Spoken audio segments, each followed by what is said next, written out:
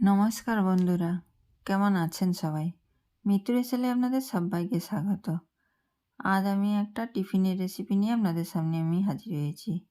Please বন্ধুরা, রেসিপিটা পুরোটা দেখার অনুরোধ রইল। আর আমার রেসিপিটা যদি ভালো লাগে, লাইক, কমেন্ট ও শেয়ার করবেন। আর রেসিপি পেতে আমার চ্যানেলটাকে সাবস্ক্রাইব করে আমার পাশে থাকবেন। আর আমার সমস্ত সাবস্ক্রাইবার বন্ধুদের অসংখ্য ধন্যবাদ আমার পাশে থাকার জন্য। তো চলুন দেখে নিই আজকের রেসিপিটা। এখানে কড়াই আমার গরম হয়ে গেছে, কড়াইতে তেল দিয়ে দিয়েছি, সরষের তেল 3 চা চামচ মতন।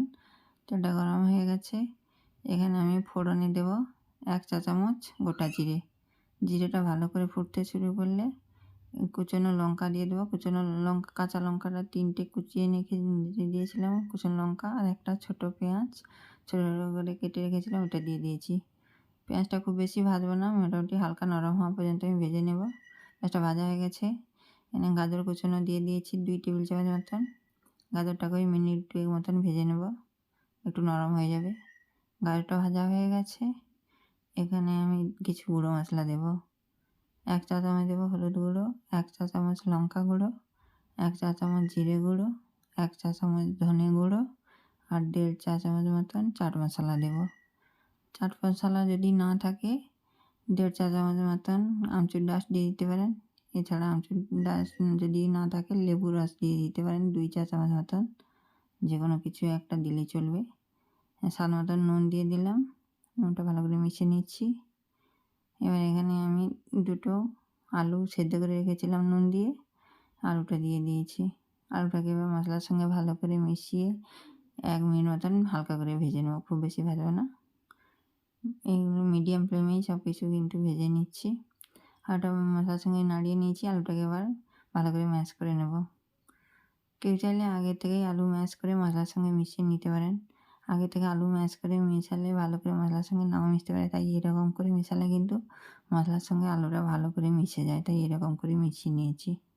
আলুর পুরটা রেডি হয়ে গেছে, গ্যাসটা অফ করে আমি আলুর পুরটাকে রেখে দেবো।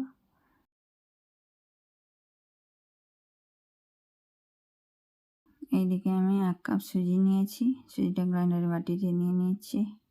1 কাপ সুজির সঙ্গে এখানে দেবো 1 কাপ জল, আর দেবো আমি 1/3 কাপ টক দই। টক দই দিয়ে হয়ে গেছে, এখানে আমি স্বাদ মতো নুন দেবো। নুনটা 1/2 চা চামচ থেকে একটু বেশি দেবো। নুনটা দিয়ে দিলাম স্বাদ মতন। সবগুলো সুন্দর করে একটা পেস্ট বানিয়ে নেব। খুব স্মুথ একটা পেস্ট হয়ে গেছে, দেখুন এদের সুজির একটা সুন্দর পেস্ট হয়ে গেছে। এখানে এবার আমি দিয়ে দেবো 1 চা চামচ জোয়ানটাকে হাতে ভালো করে কষে নিয়েছি যাতে ফ্লেভারটা সুন্দর আসে। আর দিয়ে দেবো লেমন ফ্লেভারের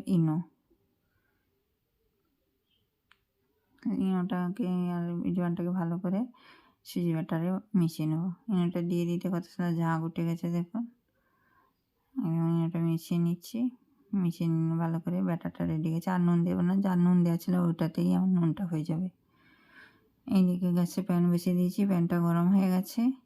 এবার একটু সরষের তেল দিয়ে ব্রাশ করে দেবো তেলটা। গোটাটাই দেবো না, খুব বেশি বড় করবো না, ছোট করব। এখানে আমি একটা স্ট্যান্ড আছে, হট স্ট্যান্ডটা বসিয়ে দিয়েছি। কারোর এরকম থাকলে বসাতে পারেন, না হলে এমনি বানালেও হবে। আমি যাতে সবগুলো সাইজ সমান হয় সেই জন্যই স্ট্যান্ডটা বসিয়ে দিয়েছি, সবগুলো যেন একই শেপের হয়, তাই আমি স্ট্যান্ডটা বসিয়ে দিয়েছি। স্ট্যান্ড না বসালেও চলবে। ব্যাটারটার কিছুটা দিয়ে একটু মোটা করে দিয়েছি, মোটা করে বানাবো। এবার উপর নিচটা হালকা হালকা করে ভেজে নেব, ভাজা পর্যন্ত উপরটা যতক্ষণ না কাঁচা ভাবটা গিয়ে ভাজা হয় তত সময় পর্যন্ত ভেজে নেব। মোটামুটি ভাজা গেছে, স্ট্যান্ডটা এবার উঠিয়ে নেবো আস্তে করে। আর এখন গ্যাসের ফ্লেমটা কিন্তু লো টু মিডিয়াম রাখতে হবে, খুব বেশি হাই করবেন না, তাহলে পুড়ে উঠবে। উপরটার কালার চেঞ্জ হওয়া পর্যন্ত ভেজে নেওয়া। কালার পুরো চেঞ্জ হয়ে গেছে, উপরটা মোটামুটি ভাজা হয়ে গেছে।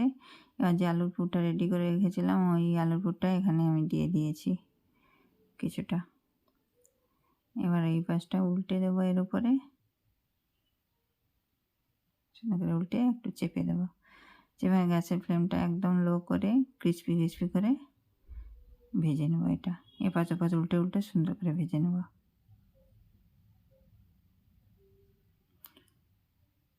এপাশে পাশে উল্টে ভেজে নিয়েছি, সেটা ভাজা হয়ে গেছে। এটাকে আমি উঠিয়ে নেব, আর যে পিঠাটা আছে সেগুলোর থেকে আরগুলো বানিয়ে নিয়ে তারপরে আপনাদের দেখাবো প্রত্যেকটা কত সুন্দর হয়েছে। এই দেখুন সবগুলো আমি ভেজে নিয়ে চলে এসেছি, প্রত্যেকটা খুব সুন্দর হয়েছে।